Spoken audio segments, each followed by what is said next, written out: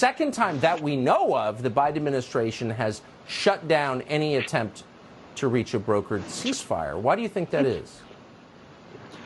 From the very beginning, it's been clear that the U.S. wants this war to continue and wants it to go on for as long as possible because they have no interest in protecting Ukraine. They instead want to sacrifice Ukraine, have Ukraine destroyed in order to advance what they think is the United States' political interest, geopolitical interest of weakening Russia. And the way to do that is to use Ukraine as a pawn, kill as many Ukrainians as possible, destroy their whole country if they have to, in order to prolong the war as long as possible. And the response of the U.S. government and its defenders has been, we don't have any position about when the war ends. That's completely up to the Ukrainians. When they want to end the war, they can end the war. If they don't, we'll support them. And the lie just got revealed. If you listen to what John Kirby said, they asked him, are the Ukrainians willing to have a ceasefire? And he said, not only won't they, we won't allow it either. Essentially admitting finally what's long been obvious, that the country funding the war, providing the arms for the war, which is the United States, determines if and when the war ends. And we obviously don't want that war to end.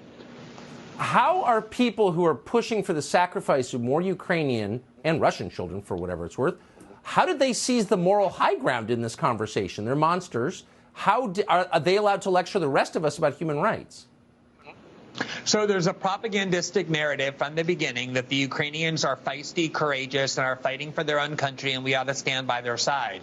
The reality is the complete opposite. The Ukrainians do not want this war to continue. Zelensky is not using a voluntary army. He's using a conscript army. He is drafting these people who are unwilling to fight and has repeatedly in the last 4 months on 3 occasions increased the punishments for desertion or for people who are otherwise rebelling against this war, because the Ukrainians know that they're being used as cannon fodder for the interest of other people around the world. So it's a conscript army. They're forcing these Ukrainians to go and die in huge numbers for things that are not in their interest. What's in their interest is to negotiate with the Russians over an agreement that will allow Ukraine to keep the parts of their country that want to be ruled by Kiev.